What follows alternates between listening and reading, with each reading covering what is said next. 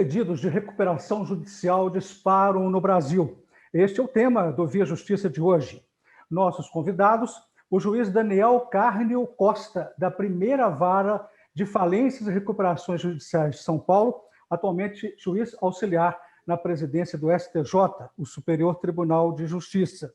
E a juíza Cláudia Helena Batista, da primeira vara empresarial de Belo Horizonte. Numa parceria da TV Assembleia com a Magis, Associação dos Magistrados Mineiros, o Via Justiça está começando. De janeiro para fevereiro, houve um crescimento de 83,7% nos pedidos de recuperação judicial, segundo o site do Conjur.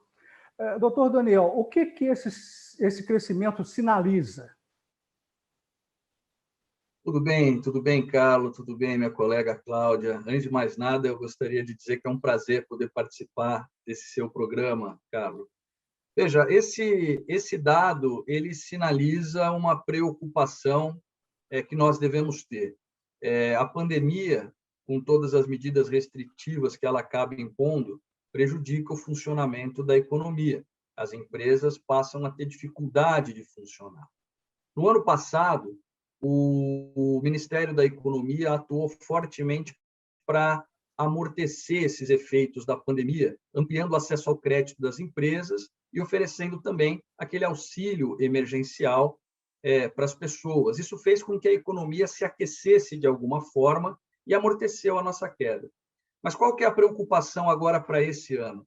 Esperava-se que a pandemia já tivesse acabado, né, no final do ano passado, mas ela não acabou, ao contrário, ela parece mais grave agora do que no ano passado, só que nesse momento as empresas começam a ter que pagar de volta os empréstimos, os créditos que elas tomaram no ano passado, e não há um aquecimento da demanda como se esperava. Então, a expectativa, Carlos, é que haja um aumento da inadimplência. Os números vêm mostrando, né, um aumento da inadimplência e, evidentemente, com o aumento da inadimplência e da dificuldade das empresas, naturalmente você vai ver também um aumento do pedido de recuperação judicial por empresas e também das falências. Então, acho que o que o Conjur mostrou é uma tendência para esse ano. Doutora Cláudia, esse momento da pandemia é o pior para as empresas brasileiras ou já houve no passado momentos difíceis assim? Então, eu acho também que, como o Daniel falou, desde o início havia uma preocupação muito grande no meio jurídico dos efeitos que a pandemia poderia gerar para as empresas. A experiência internacional mostrou vários países se adiantando e lançando legislações já de emergência para poupar as empresas, né, do aspecto mais impactante do lockdown, do fechamento, da diminuição do fluxo de fornecedores.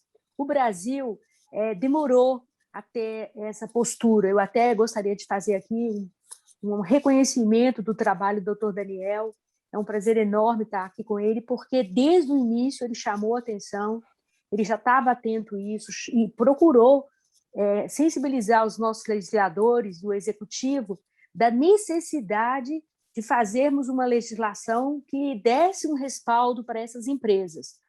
O legislador acabou optando por uma experiência de mudar definitivamente a lei de recuperações e falências, né? E o Daniel participou bem disso, e isso atrasou um pouco, do ponto de vista legislativo, as medidas. O que eu vejo e o que eu percebi é que a pandemia, num primeiro momento, ela era uma surpresa e muitos nem chegaram a pedir esse tipo de auxílio. O que a gente viu e vê de pequenas empresas que fecharam os seus negócios ainda ao longo do ano passado e que esse ano também estão nem sequer usando a ferramenta da recuperação ou da falência, no sentido, mas simplesmente fechando as portas. Né? Quem passa por Belo Horizonte vê a quantidade, principalmente na área de serviços, de empreendimentos que simplesmente fecharam as portas, sequer chegaram a ir à justiça, e isso é muito preocupante, porque nós vamos enfrentar uma situação econômica de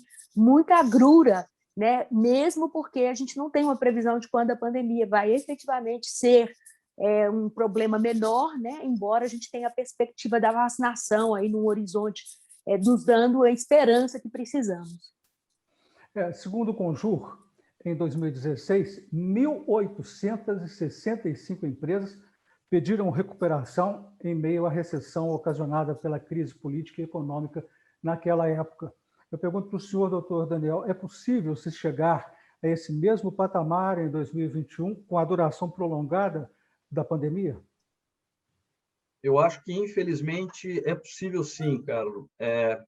Existe uma correlação entre a queda do PIB e o aumento da distribuição de ações relacionadas à insolvência empresarial. Em 2014, 2015, acho que 2015 e 2016, salvo engano, o PIB caiu 3,5% praticamente em cada ano. Então, em 2 anos, foram 7% de queda do PIB, o que resultou naquele pico de ajuizamento de ações de insolvência. No ano passado, o PIB brasileiro caiu aproximadamente 4%.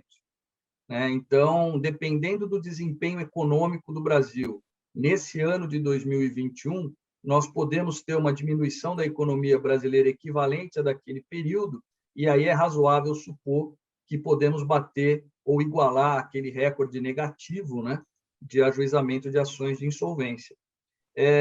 O que nós temos de positivo e que pode evitar esse tipo de situação é que nós temos uma nova legislação de insolvência empresarial que cria outras alternativas para a empresa em crise, como um sistema de pré-insolvência, de mediação e de conciliação, que esses sistemas novos trazidos pela lei, podem ajudar as empresas a enfrentar esse momento de crise, sem que elas tenham a necessidade de ajuizar efetivamente um pedido de recuperação judicial. Gostaria que a senhora explicasse essas mudanças, doutora Cláudia. Então, o Daniel pontuou muito bem, se teve um lado positivo, vamos dizer assim, nessa tristeza toda, que é essa situação pandêmica no mundo, foi acelerar a necessidade de modernização das matérias de insolvência. O Brasil tinha um descompasso em relação a outras legislações no que diz respeito à insolvência transnacional. Hoje nós vivemos num mundo globalizado. Então, eu mesma passei a experiência de ter que pedir nos Estados Unidos, por exemplo, a ajuda da justiça americana na busca de ativos. Isso é uma situação que dava uma dificuldade muito grande para o juiz brasileiro por falta de uma legislação moderna que tivesse esses mecanismos, que já eram da lei uniforme da UCITRAL, que depois, agora, o Brasil passou a adotar.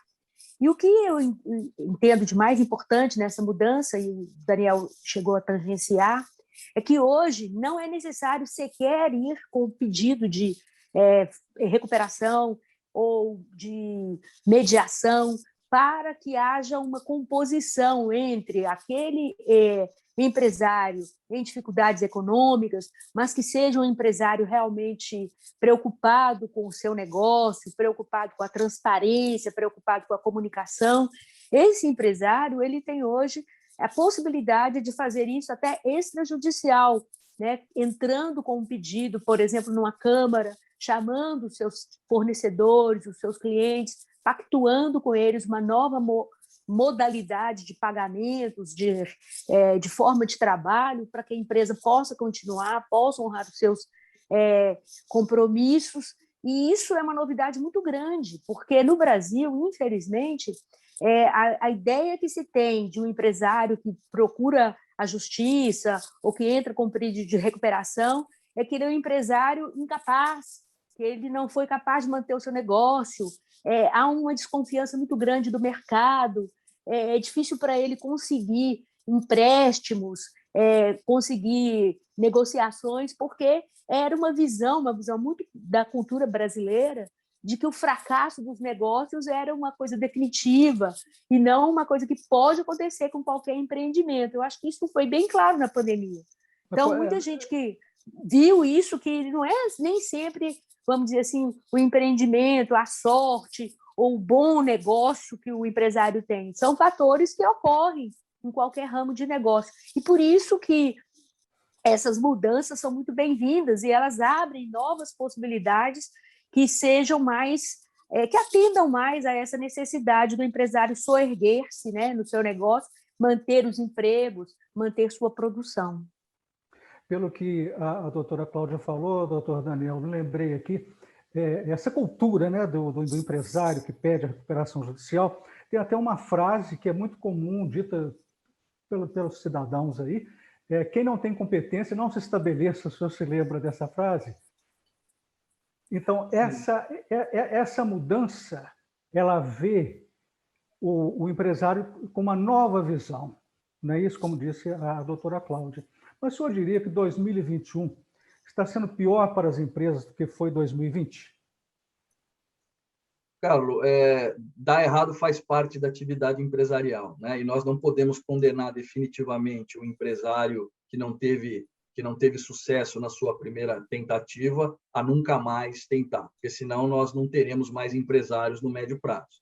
Então, eu acho que a legislação ela foi muito bem, como a Cláudia disse, possibilitando uma reabilitação mais rápida do empresário e tentando retirar esse estigma do empresário em crise como um fracassado, né? Os instrumentos que a lei traz estão aí à disposição do empresário para ajudá-lo a manter a sua atividade e todos os benefícios que ela gera para a sociedade como um todo, os empregos, os produtos, os serviços, etc.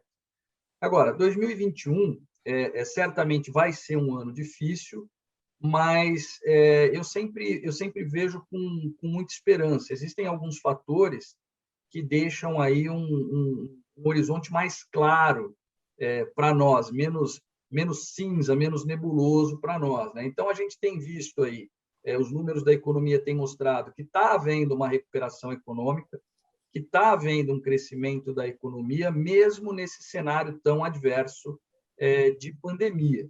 Então, pode ser que, com alguma sorte, esse ano de 2021 possa ser melhor do que foi o ano de 2020, mas nós devemos sempre estarmos aí preparados, né, do ponto de vista de estrutura, do ponto de vista de ferramenta legislativa, para oferecer a ajuda necessária às empresas para que elas passem por esse momento de dificuldade em melhores condições. E isso nós já temos. Então, nós temos uma legislação moderna, como a Cláudia já apontou, que oferece opções importantes para que os empresários enfrentem a crise, mesmo sem a recuperação judicial, com uma recuperação extrajudicial ou com uma negociação prévia, que pode ser feita num sejusc empresarial, que pode ser feita numa câmara privada de negociação, né? E também um apoio que está sendo dado pelo Conselho Nacional de Justiça e pelos tribunais na criação de uma estrutura administrativa para que isso possa acontecer bem. Então, vários tribunais têm criado esses centros de justiça e cidadania para que esses acordos tenham lugar, né? Então, para que essas ferramentas possam ser oferecidas de maneira mais barata e mais acessível às empresas. Então, acho que a gente tem a boa vontade, a gente tem a compreensão da sociedade como um todo, a gente tem ferramentas que são mais eficazes no tratamento da crise, e tudo isso nos dá alguma esperança de que 2021, apesar de ser um ano difícil, pode se transformar num ano melhor do que o ano de 2020. Nós vamos fazer agora um rápido intervalo. O Via Justiça volta em instantes.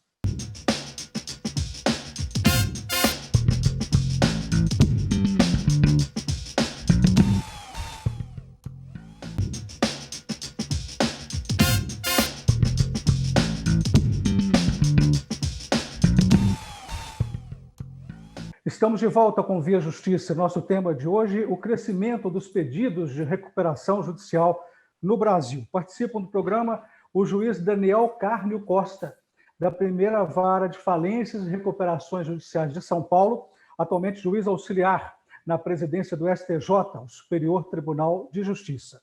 E a doutora Cláudia Helena Batista, que é a juíza da primeira vara empresarial de Belo Horizonte. E eu abro esse bloco perguntando para a senhora, doutora Cláudia, há uma diferença, há uma recuperação judicial e a recuperação extrajudicial. Qual que é o melhor caminho? Eu diria que não tem um melhor caminho. Eu acho que vai depender muito do empresário, né, da empresa que está trabalhando. Se ela tem um trabalho transparente, penso eu, um bom relacionamento com seus fornecedores, Porque eu acho que a grande diferença que vai fazer nessa nova legislação é um papel mais ativo dos credores, né? As pessoas que têm a receber daquela empresa de um modo geral, sejam os trabalhadores, seja os fornecedores de matéria-prima, ou de insumos, ou de qualquer que seja também o tributário, o fisco, que são elementos muito impactantes na vida de qualquer sociedade. Então, quanto mais esses elementos tiverem, vamos dizer assim, na visão do empresário, condição de uma negociação, eu acho que o caminho do extrajudicial é fantástico, porque ele vai reduzir muitos custos. Por exemplo, um custo muito alto que tem para a recuperação é a administração judicial, que o juiz tem que nomear um administrador, ele faz uma fiscalização, e essa administração, muitas vezes, ela é calculada sobre o passivo que a empresa está colocando. E isso, se a gente pensar numa recuperação recente agora da Samarco, né, que foi entrada recentemente, a Samarco, aquela, né, que teve o problema lá de Mariana, o passivo com que ela trabalhou é de 50 bilhões, né? É a segunda maior, eu acho que só a Oi teria um passivo maior, que a Oi é a recuperação que está no Rio de Janeiro. Então, quando você vai para a justiça, você tem esse custo, né, de ter que pagar o administrador, de ter que pagar os advogados de um valor bem mais significativo para assessoria. E, claro, são empresários, são profissionais que muito colaboram e merecem receber. Mas no extrajudicial, esses custos seriam bem mais reduzidos. E isso vai depender da transparência, como falei, da confiança que a empresa tem no mercado, tem nos seus parceiros, e dessa proatividade que ele vai ter que gerar, né, perante os seus credores, sejam eles de qual classe seja, como eu disse, a classe trabalhista, a classe dos fornecedores, a classe daquele fornecedor essencial, por exemplo, numa produção. Então, são dois caminhos. Agora, o caminho da justiça, ele vai trazer para ele maior garantia no sentido de aprovação do plano, né, de fiscalização do plano, porque isso já é feito com o juiz, né, participando, e isso dá para ele essa garantia que, às vezes, no extrajudicial, dependendo da situação, ele pode não ter. Então, são dois caminhos, e eu acho que vai valer a pena avaliar, né, todos esses aspectos. Doutor Daniel, mudou o perfil, então, da mediação, da conciliação? Olha, mudou. Essa nova legislação, ela potencializou bastante a mediação e a conciliação, tanto durante esses processos, quanto também de maneira preventiva, para evitar esses processos. Então, eu diria que a maior novidade, ou sem dúvida uma das maiores novidades trazidas pela reforma da lei, foi a mediação e a conciliação prévias, que estão lá no artigo 20A, B, C e D da lei. Como é que funciona isso, Carlos? Uma empresa, que seja uma empresa pequena, que não tenha condições de arcar com os custos de um processo de recuperação, um processo formal, né? A minha colega Cláudia já fez referência, é um processo caro, portanto, pouco acessível. Essa pequena empresa que tem ali alguns credores e está tendo dificuldade para renegociar com eles, ela pode pedir ao juiz uma proteção por 60 dias. Durante esse período, os credores não podem executar essa devedora e ela vai iniciar um procedimento de negociação ou num Sejusc ou numa câmara privada. Então, vai ter alguém ali especialista ajudando essa devedora a tentar renegociar as suas dívidas com os seus credores de maneira a que ela consiga superar esse momento de crise. Então, é uma potencialização a essa negociação com uma proteção ao devedor, que é essencial para que essa negociação coletiva possa ter sucesso, porque se os credores continuam avançando contra o patrimônio da devedora durante a negociação, todo mundo sai da mesa, ninguém vai ficar esperando ali um credor levar todo o patrimônio embora enquanto o outro credor está negociando. Todo mundo sai da mesa. Então, é preciso que haja essa proteção à devedora, e isso é uma novidade, isso não existia antes. A possibilidade de negociar sempre existiu, mas não havia essa proteção que hoje a lei dá para que essa negociação possa acontecer de maneira preventiva. Portanto, tratando a crise também, Carlos, no momento mais inicial, né? Mais precocemente, não esperando a crise ficar tão grave quando as chances de solução ficam bem menores. Então, você está correto na sua percepção. Hoje, a mediação e a conciliação estão num outro patamar legal, porque incentivadas tanto dentro do processo, quanto também de forma preventiva e com essa proteção legal. Doutora Cláudia, a senhora falou no bloco anterior dos administradores judiciais e o CNJ, Conselho Nacional de Justiça, ele fez aquelas recomendações em julho para os tribunais brasileiros, né, com o objetivo de mudar o desfecho de milhares de processos de recuperação judicial e falências.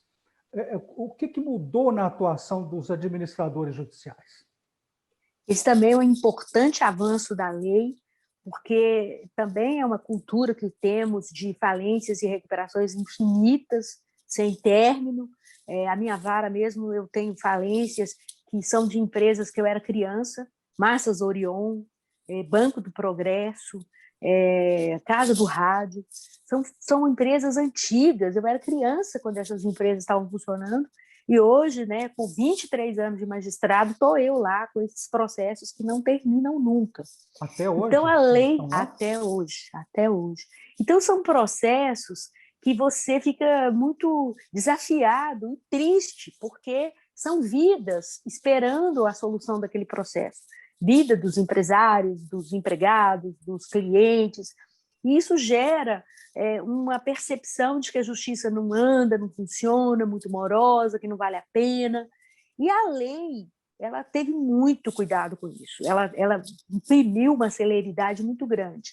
Então, dentro do que você questionou, os AJs passaram a ter maior poder, maior diligências que hoje a gente tem que ficar esperando, muitas vezes, o juiz, o promotor de justiça autorizar, ou pelo menos ter conhecimento. Essas diligências hoje já podem ser feitas de forma autônoma pelo administrador.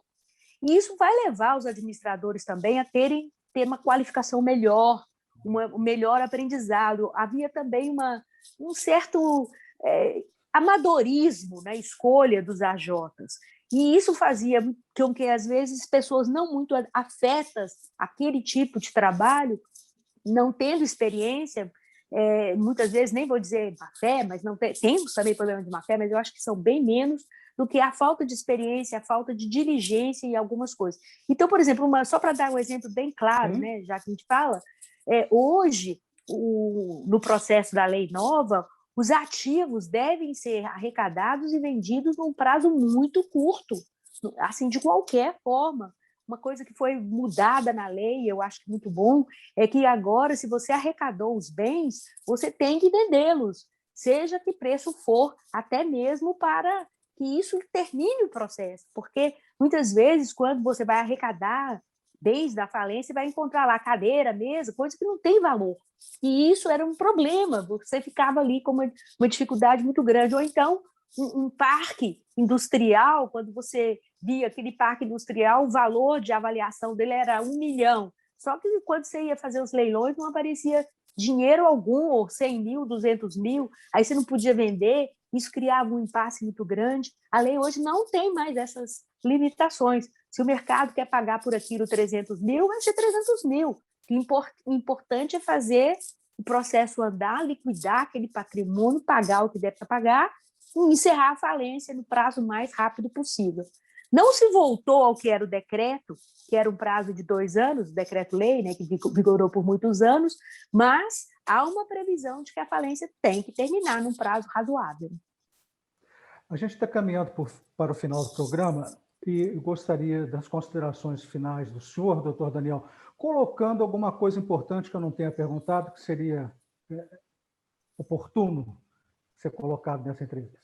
Olha, eu acho que é importante que a gente tenha aí uma ideia mais geral das modificações trazidas pela lei, né, daquilo que é mais importante. A gente falou do sistema de pré-insolvência, a gente falou das modificações da função do AJ, da alienação de bens, mas tem um ponto que eu acho muito importante falar, que é a autofalência. A autofalência, que é quando o próprio empresário pede a sua falência, porque não tem mais condições de prosseguir e está devendo mais do que ele tem, né, ela era muito pouco utilizada. Por quê? Porque quando o empresário pedia sua autofalência, o processo não ia ter fim, como a Cláudia acabou de mencionar, e ele não poderia voltar a ser empresário antes do término daquele processo de falência. Depois do término, ele ainda teria que esperar 5 ou 10 anos para voltar a ser empresário. Então, era praticamente um suicídio empresarial pedir a autofalência. Isso mudou, Carlos. Hoje, a lei diz que, depois de 3 anos da decretação da falência, o empresário pode pedir a sua reabilitação e voltar a ser empresário, independentemente do andamento do processo de falência.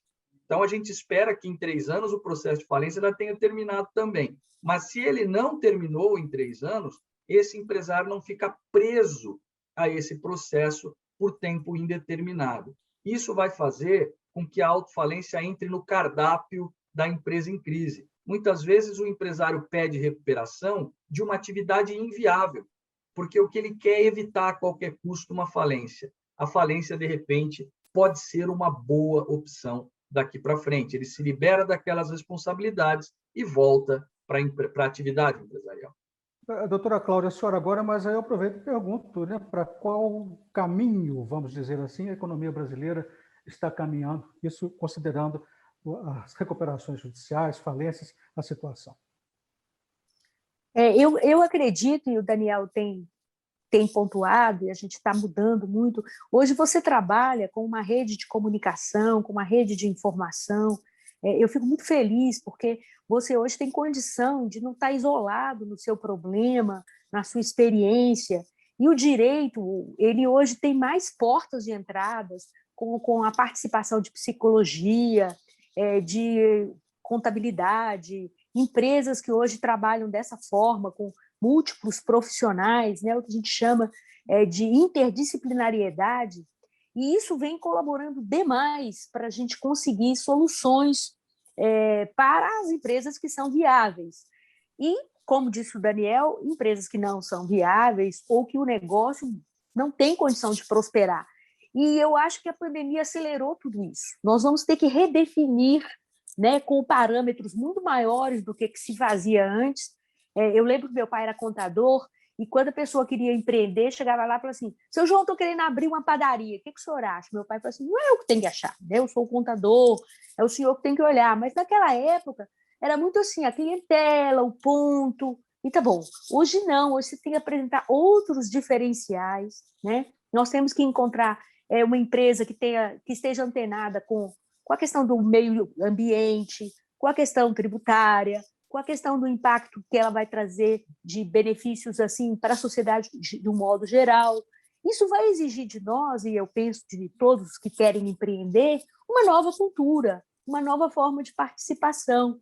E nós, juízes, nós do Poder Judiciário, temos um trabalho muito importante nisso, que é divulgar, que é acelerar os processos, que é dar essa esperança, que é dar essa expectativa. E eu acredito no futuro, eu acredito no Brasil.